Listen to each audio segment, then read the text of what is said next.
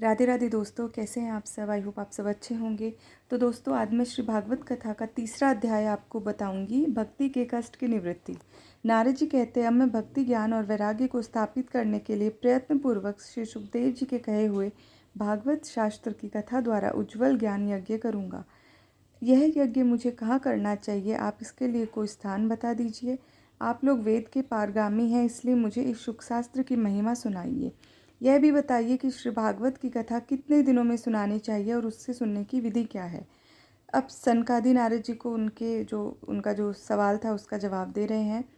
नारद जी, आप बड़े विनीत और विवेकी है। सनकादि ये बोल रहे हैं, सुनिए, हम आपको ये सब बातें बताते हैं। हरिद्वार के पास आनंद नाम का एक घाट है। वहाँ अनेकों ऋषि रहते हैं तथा देवता और सिद्ध लोग भी उसका सेवन करते हैं। भांति भांति के वृक्ष और लताओं के कारण वह बड़ा सघन है और वहाँ बड़ी कोमल नवीन बालू बिछी हुई है। वह घाट बड़ा ही सुरम्य और एकांत प्रदेश में है। वहाँ हर समय सुनहले कमलों की सुगंध आया करती है। उसके आसपास रहने वाले सिंह, हाथी आदि परस्पर विरोधी जीवों के चित्तों में भी वैर भाव नहीं है। वहाँ आप बिना किसी विशेष प्रयत्न के ही ज्ञान यज्ञ आरंभ कर दीजिए। उस स्थान पर कथा में अपूर्व रस का उदय होगा। भक्ति भी अपनी आँखों से ही सामने निर्बल और जराजीर्ण अवस्था में पड़े हुए ज्ञान और वैराग्य को साथ लेकर वहाँ आ जाएगी, क्योंकि जहाँ भी श्री भागवत की कथा होती है वहाँ ये भक्ति आदि अपने आप पहुँच जाते हैं।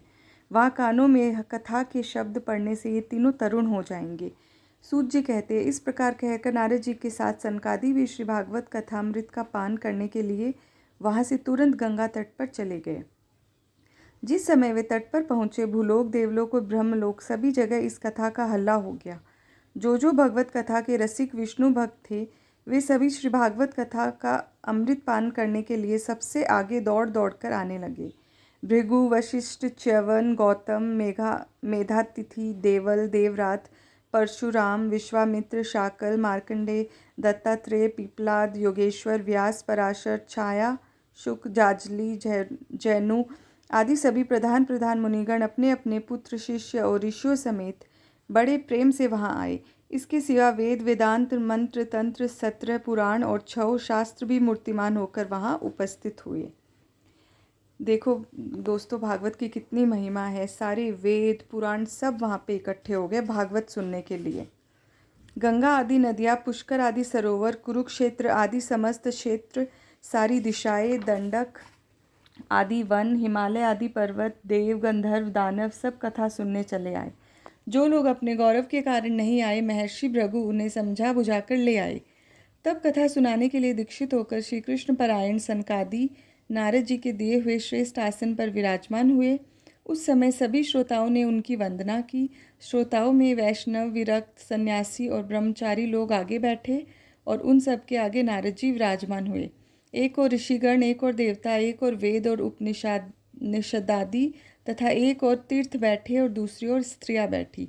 उस समय सब और जय जयकार, नमस्कार और शंखों का शब्द होने लगा और अबीर, गुलाल, खील एवं फूलों की वर्षा होने लगी। कोई कोई देव श्रेष्ठ तो विमानों पर चढ़कर वहाँ बैठे हुए सब लोगों पर कल्प वृक्ष के पुष्पों की वर्षा करने लगे।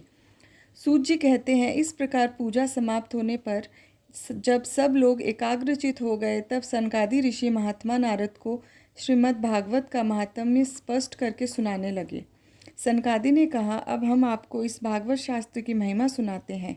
इसके श्रवण मात्र से मुक्ति हाथ लग जाती है। श्री भागवत की कथा का सदा सर्वदा सेवन आस्वादन करना चाहिए। इसके श्रवण मात्र से श्री हरि हृदय में आविराजते हैं। इस ग्रंथ में 18,000 श्लोक और 12 स्कंद है तथा श्री शुकदेव और राजा परीक्षित का संवाद है। आप यह भागवत शास्त्र ध्यान देकर सुनिए। यह जीव अभी तभी तक अज्ञानवश इस संसार चक्र में भटकता है जब तक क्षण भर के लिए भी कानों में इस शास्त्र की कथा नहीं पड़ती। बहुत से शास्त्र और पुराण सुनने से क्या लाभ है, इससे तो व्यर्थ का भ्रम बढ़ता है। मुक्ति देने के लिए तो एकमात्र भागवत ही गरज रहा है। जिस घर में नित्य प्रति भागवत की कथा होती है वह तीर्थ रूप हो जाता है और जो लोग उसमें रहते हैं उसके सारे पाप नष्ट हो जाते हैं। हजारों अश्वमेध और सैकड़ों वाजपेयी यज्ञ इस शुक शास्त्र की कथा का 16वां अंश भी नहीं हो सकते। तपोधनो, जब तक लोग अच्छी तरह श्री भागवत का श्रवण नहीं करते तभी तक उनके शरीर में पाप निवास करते हैं। फल की दृष्टि से इस शास्त्र की समता गंगा, गया, काशी, पुष्कर या प्रयाग कोई तीर्थ भी नहीं कर सकता। यदि आपको परम गति की इच्छा है तो अपने मुख से श्री भागवत के आधे अथवा चौथाई श्लोक का भी नित्य नियम पूर्वक पाठ कीजिए। ओंकार, गायत्री, पुरुष सूक्त, तीनों वेद, श्री भागवत, ओम नमो भगवते वासुदेवाय, यह द्वादशाक्षर मंत्र, 12 मूर्ति वाली सूर्य भगवान, प्रयाग, संवत्सर रूप, काल, ब्राह्मण, अग्निहोत्र, गौ, द्वादशी तिथि, तुलसी, वसंत ऋतु, भगवान पुरुषोत्तम, इन सब में बुद्धिमान लोग कोई अंतर नहीं मानते। जो पुरुष अहर्निश अर्थ सहित श्री भागवत शास्त्र का पाठ करता है उसके करोड़ों जन्मों का पाप नष्ट हो जाता है, इसमें तनिक भी संदेह नहीं है। जो पुरुष नित्य प्रति श्री भागवत का आधा या चौथाई श्लोक भी पढ़ता है उसे राजसूय और अश्वमेध यज्ञों का फल मिल जाता है।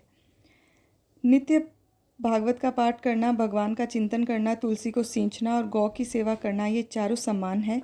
जो पुरुष अंत समय में श्री भागवत का वाक्य सुन लेता है उस पर प्रसन्न होकर भगवान उसे वैकुंठ धाम देते हैं। जो पुरुष इसे सोने के सिंहासन पर रखकर विष्णु भक्त को दान देता है वह अवश्य भगवान का सायुज्य प्राप्त होता है। जिस दुष्ट ने अपनी सारी आयु में चित्त को एकाग्र करके श्री भागवत का थोड़ा सा भी रसास्वादन नहीं किया उसे तो सारा जन्म चांडाल और गधे के समान व्यर्थ ही गंवा दिया।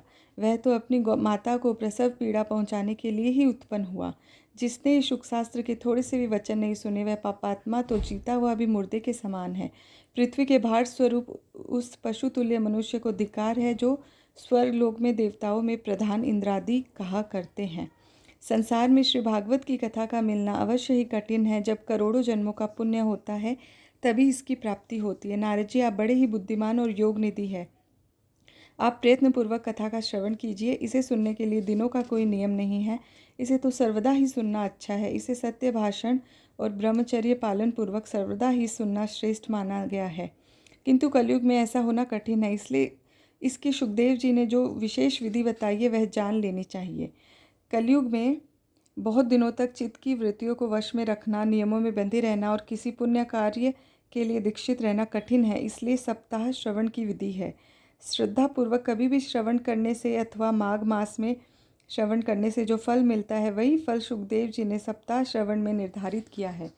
मन के असंयम, रोगों की बहुलता और आयु की अल्पता के कारण तथा कलयुग में अनेकों दोषों की संभावना से ही सप्ताह श्रवण का विधान किया गया है।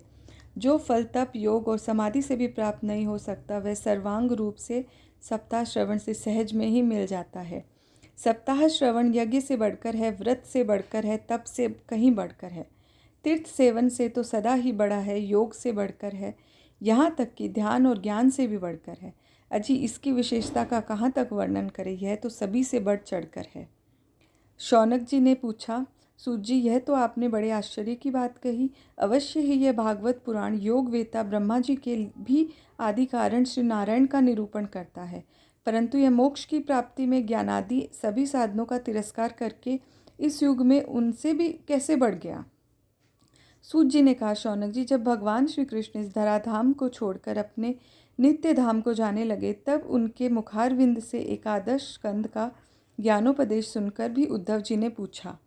उद्धव जी बोले, गोविंद, अब आप तो अपने भक्तों का कार्य करने परम धाम को पधारना चाहते, किंतु मेरे मन में एक बड़ी चिंता है, उसे सुनकर आप मुझे शांत कीजिए। अब घोर कलिकाल आया, इसलिए संसार में फिर अनेकों दुष्ट प्रकट हो जाएंगे। उनके संसर्ग से जब अनेकों सत्पुरुष ही उग्र प्रकृति के हो जाएंगे तब उनके भार से दबकर यह गौरूपिणी पृथ्वी किसके शरण में जाएगी। कमल नयन, मुझे तो आपको छोड़कर इसकी रक्षा करने वाला कोई दूसरा नहीं दिखाई देता, इसलिए भक्त वत्सल आप साधुओं पर कृपा करके यहाँ से मत जाइए। भगवान अपने निराकार और चिन्मात्र होकर ही भक्तों के लिए। उद्धव जी बड़े चिंतित हुए कि कलयुग में क्या होगा, लोगों का, पृथ्वी का क्या होगा। फिर भला आपके वियोग होने पर वे भक्तजन पृथ्वी पर कैसे रह सकेंगे, इसलिए कुछ और विचार कीजिए। प्रभास क्षेत्र में उद्धव जी के वचन सुनकर भगवान सोचने लगे कि भक्तों के अवलंब के लिए मुझे क्या व्यवस्था करनी चाहिए। शौनक जी, तब भगवान ने अपनी सारी शक्ति भागवत में रख दी। वे अंतर्ध्यान होकर इस भागवत समुद्र में प्रवेश कर गए, इसलिए यह भगवान की साक्षात शब्दमयी मूर्ति है। इसके सेवन, श्रवण, पाठ अथवा दर्शन से ही मनुष्य के सारे पाप नष्ट हो जाते हैं। इसी से इसका सप्ताह श्रवण सबसे बढ़कर माना गया है। और कलयुग में तो अन्य सब साधनों को छोड़कर यही प्रधान धर्म बताया गया है। कलिकाल में यही ऐसा धर्म है जो दुख, दरिद्रता, दुर्भाग्य और पापों की सफाई कर देता है तथा काम, क्रोध पर विजय दिलाता है। अन्यथा भगवान की इस माया से पीछा छुड़ाना देवताओं के लिए भी कठिन है, मनुष्य तो इससे छोड़ ही कैसे सकते हैं। अतः इससे छूटने के लिए भी सप्ताह श्रवण का विधान किया गया है। सूत जी कहते, शौनक जी, जिस समय सनकादि मुनीश्वर इस प्रकार सप्ताह श्रवण की महिमा का बखान कर रहे थे, उस सभा में एक बड़ा आश्चर्य हुआ। उसे मैं तुम्हें बतलाता हूँ, सुनो। वहाँ तरुणावस्था को प्राप्त हुए अपने दोनों पुत्रों को साथ लिए विशुद्ध प्रेम रूपा भक्ति बार बार श्री कृष्ण गोविंद, हरे मुरारी, हे नाथ नारायण वासुदेवा आदि भगवान नामों का उच्चारण करती हुए अकस्मात प्रकट हो गई। सभी सदस्यों ने देखा कि परम सुंदरी भक्ति रानी भागवत के अर्थों का आभूषण पहने वहाँ पधारी। मुनियों की उस सभा में सभी ये तर्क वितर्क करने लगे कि यह कैसे आई, कैसे प्रविष्ट हुई। तब सनकादि ने कहा, ये भक्ति देवी अभी अभी कथा के अर्थ से निकली है। उनके ये वचन सुनकर भक्ति ने अपने पुत्रों समेत अत्यंत विनम्र होकर सनक कुमार जी से कहा। भक्ति बोली, मैं कलयुग में नष्ट प्राय हो गई थी, आपने कथामृत से सींचकर मुझे फिर पुष्ट किया है। अब आप यह बतलाइए कि मैं कहाँ रहूं। यह सुनकर सनकादि ने उससे कहा, तुम भक्तों को भगवान का स्वरूप प्रदान करने वाली, अनन्य प्रेम का संपादन करने वाली और संसार रोग को निर्मूल करने वाली हो। अतः तुम धैर्य धारण करके नित्य निरंतर विष्णु भक्तों के हृदय में निवास करो। ये कलयुग के दोष भले ही सारे संसार पर अपना प्रभाव डाले, किंतु वहाँ तुम पर इनकी दृष्टि भी नहीं पड़ सकेगी। इस प्रकार उनकी आज्ञा पाते ही भक्ति तुरंत भगवत भक्तों के हृदय में जा विराजी। जिनके हृदय में एकमात्र श्रीहरि की भक्ति निवास करती है, वे त्रिलोकी में अत्यंत निर्धन होने पर भी धन्य है, क्योंकि इस भक्ति की डोरी से बंधकर तो साक्षात भगवान भी अपना परमधाम छोड़कर उनके हृदय में आकर बस जाते हैं। भूलोक में यह साक्षात भागवत परम ब्रह्मा का विग्रह है। हम इसकी महिमा कहाँ तक वर्णन करें। इसका आश्रय लेकर इसे सुनाने से तो सुनने और सुनाने वाले दोनों को ही श्री कृष्ण की समता प्राप्त हो जाती है। अतः इसे छोड़कर अन्य धर्मों से क्या प्रयोजन है। राधे राधे दोस्तों, कैसे लगी आपको? आप प्लीज़ लाइक शेयर सब्सक्राइब करना। नेक्स्ट डे करेंगे चौथा अध्याय।